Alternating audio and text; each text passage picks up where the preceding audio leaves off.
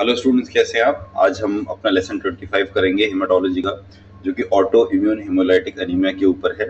ये बहुत ही super specialist topic है और इसमें हम एंटीबॉडीज की वजह से जो प्रॉब्लम्स आ रही हैं उसको देखेंगे।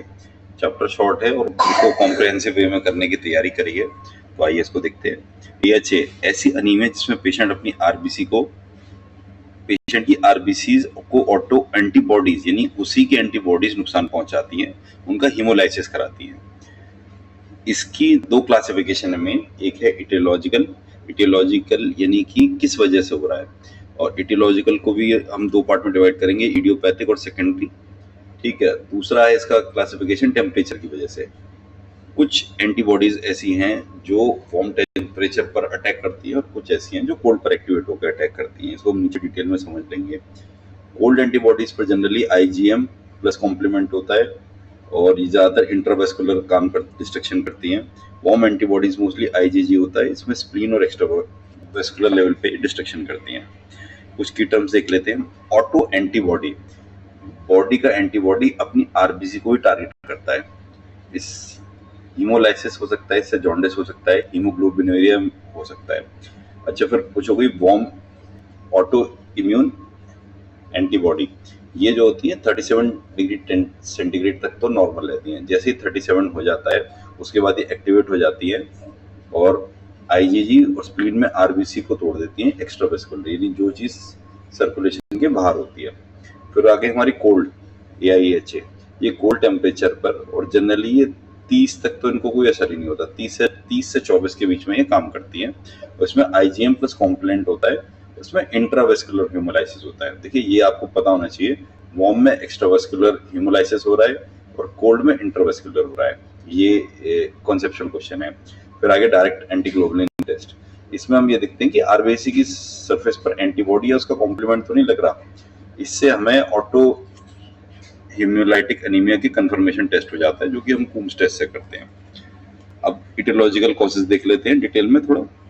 इटियोलॉजिकल कॉजेज में आता है मेनली इडियोपैथिक। इडियोपैथिक उसको कहते हैं, मान लीजिए किसी को रोज से एलर्जी है, तो ये तो हमको पता है कि रोज की वजह से ही उसको परेशानी हो रही है, लेकिन रोज से क्यों परेशानी हो रही है ये नहीं पता। इडियोपैथिक थोड़ा टेक्निकल टर्म है और आप इसको समझेंगे तो याद हो जाएगा। फिर सेकेंडरी क्या है? सेकेंडरी में हम देख लेते हैं। सेकेंडरी कॉज में 3 टाइप की कॉज होते हैं। Drugs, diseases, infections. ड्रग्स जैसे methyl L dopa, mefenamic acid, L dopa, ठीक है, प्रोसिनेमाइड। मेनली इसमें जो पब्लिक कंज्यूम करती है वो मेफनिक एसिड कंज्यूम करती है। इसीलिए मैं आपको बताऊं, कोई भी एलोपैथिक मेडिसिन चाहे वो कितनी भी ओवर द काउंटर हो, वो एक लॉन्ग टर्म पीरियड में नहीं खानी चाहिए, क्योंकि उसके साइड इफेक्ट्स होते ही होते हैं। इससे ड्रग इंड्यूस्ड ऑटो एंटीबॉडीज बन जाती हैं।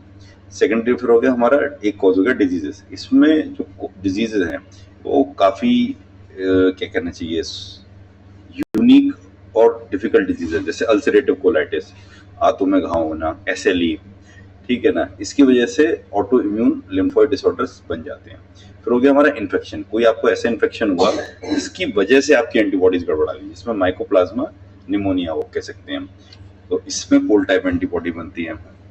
फिर टेम्परेचर से देख लेते हैं। अभी तो हमने इटियोलॉजी से देखा था, फिर दूसरा हम देखेंगे टेम्परेचर से। कुछ हमने पढ़ी थी वार्म एंटीबॉडी। ये 37 डिग्री सेंटीग्रेड के आसपास एक्टिवेट होना चाहती हैं और इसमें आईजीजी होता है और स्प्लीन में एक्स्ट्रावेस्कुलर हेमोलाइसिस कराती हैं। कॉम्प्लीमेंट इसमें हो भी सकता है, नहीं भी हो सकता, कोई जरूरी नहीं है। लेकिन जो हमारी कोल्ड एंटीबॉडी होती है उसमें आईजीएम प्लस कॉम्प्लीमेंट फिक्स होता है, ये एक डिफरेंस होता है, और ये इंट्रावेस्कुलर कराएगी। इसका टेम्परेचर 30 to 24 डिग्री सेंटीग्रेड होता है। ठीक है। वार्म और कोल्ड में आपको डिफरेंस पता होना चाहिए। ये एक छोटा क्वेश्चन बन सकता है। इसमें मेमोरी आपको मैं दे देता हूँ।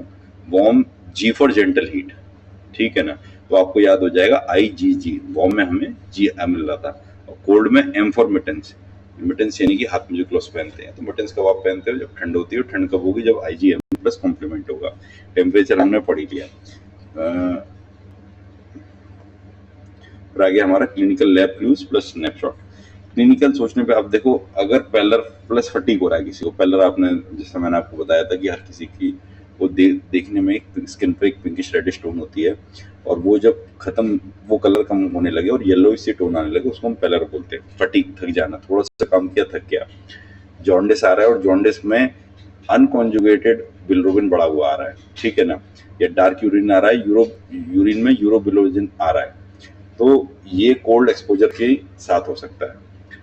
हीमोलाइसिस लैब में जब भी आप करेंगे, आपको सीबीसी के साथ स्मीयर बनाना होता है, इसीलिए पेरिफेरल स्मीयर इतना इंपॉर्टेंट होता है और इतना डिटेल में हमने पढ़ा दिया। इसमें हमें सीरम बिलिरुबिन चेक करना है, जैसे हमने ऊपर किया था, एलडीएच चेक करना है, सीरम हेप्टोग्लोबिन इसमें जनरली डिक्रीज ही मिलता है, और यूरिन में हीमोग्लोबिन तो नहीं आ रहा है, ये भी चेक करना होता है, यानी आरबीसी जो है टूट के यूरिन से तो नहीं निकल रही। अच्छा, कंफर्मेशन टेस्ट इसका डीएटी, डायरेक्ट एंटीग्लोबुलिन टेस्ट या कुम टेस्ट ही होता है, और उसमें हम आरबीसी सरफेस पे बाउंड कॉम्प्लीमेंट को देखकर बता देते हैं कि ये कितना हो रहा है। अच्छा, डीएटी को एक बार ब्रेक डाउन करके समझ लेते हैं। पेशेंट जिसमें आरबीसी ऑलरेडी कोटेड होते हैं आईजी या कॉम्प्लीमेंट के साथ, वो ऑटो इम्यूनोलाइटिक अनीमिया में यही होगा। लैब में एंटी ह्यूमन ग्लोबुलिन ऐड करना होता है हमें, ये हमने पिछले चैप्टर में पढ़ा था। इसमें एंटी ह्यूमन ग्लोबुलिन क्या करता है, ब्रिज बना देता है आरबीसी और कॉम्प्लीमेंट के बीच में, ऐसा ब्रिज बना देगा कि वो विजिबल उनका लिंक हो जाएगा, क्लम्पिंग हो जाएगी, और एग्लूटिनेशन अगर पॉजिटिव आ रहा है तो हमारा डीएटी पॉजिटिव आ रहा है। इसका मतलब ऑटो एंटीबॉडीज कोटिंग उस पर पड़ी है जो आरबीसी को नुकसान कर रही है। वॉर्म वुल कोट कफ की तो आपने समझ ली, डीएटी डिटेक्टिव एजेंट टेस्ट यानी डाइट टेस्ट हो गया हमारा। कुछ एक वन लाइनर देख लेते हैं। एएचए क्या होती है, आईजी टाइप एंटीबॉडीज होती हैं, और ये अपने ही आरबीसी पर अटैक करती है। क्लासिफिकेशन हमने पढ़ी लिया, इसको बार बार नहीं पढ़ेंगे, ठीक है। एक समरी देख लेते हैं।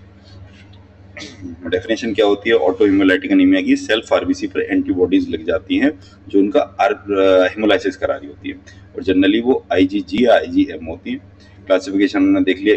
इटियोलॉजिकल में हमारे आयोडियोपैथिक कॉज हो गए, सेकेंडरी कॉज हो गए, या फिर टेम्परेचर की वजह से हो गया, जिसमें वार्म और कोल्ड हो गया।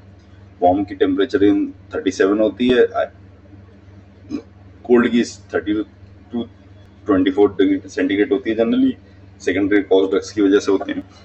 डायग्नोसिस में आपको क्या करना होता है, haemolytic lab plus direct antiglobulin test, ठीक है। ये चैप्टर हमने कर लिया। तो आप लोगों ने अगर यहाँ तक की सीरीज फॉलो करी है तो मुश्किल पार्ट तो आपने कवर कर ही लिया, अब तो इजी पार्ट है, थोड़ी 1-2 चैप्टर और रहेंगे, और उसी के साथ आपकी हेमेटोलॉजी भी कंप्लीट हो जाएगी।